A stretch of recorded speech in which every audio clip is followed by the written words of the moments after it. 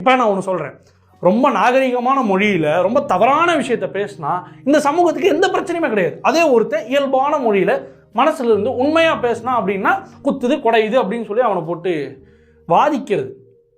நீ முட்டி போடு, நீ 10 வாட்டி இம்போஷன் எழுது, சே சாரி அப்படின்னு சொல்லி அவனை போட்டு காயப்படுத்துறது. என்னடா என்னடா என்னடா டிசைன் உங்களுக்கு. ஆனால் மிஸ்கின் என்ன பண்ணா, அப்பாலஜைஸ் பண்ணான்.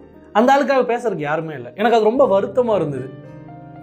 எந்த ஈவெண்ட்டில் பார்த்தாலும் ஃப்ரண்ட்டில் நிற்கிறது மிஸ்கினாக தான் இருப்பாப்புல, அவரோட ஃபெல்லோ ஃபிலிம் மேக்கர்ஸோட ஈவெண்ட்டில். ஆனால் அந்த மேடையில் அந்த ஆளே தான் தனக்காக பேசிக்க வேண்டியது இருந்தது. அது எனக்கு பார்க்கும்போது ரொம்ப வருத்தமாக இருந்தது. ஏன்னா எப்போவுமே ரொம்ப ஜாய்ஃபுல்லாக, நான் சொன்னேன்ல ஹாப்பனிங்னு சொல்லி, அப்படி இருக்கிற ஒரு ஆள் நீங்கள் கட்டி வச்ச அந்த பாக்ஸ்குள்ளே பேசும்போது எனக்கு பார்க்குறதுக்கு ரொம்ப வருத்தமாக இருந்தது.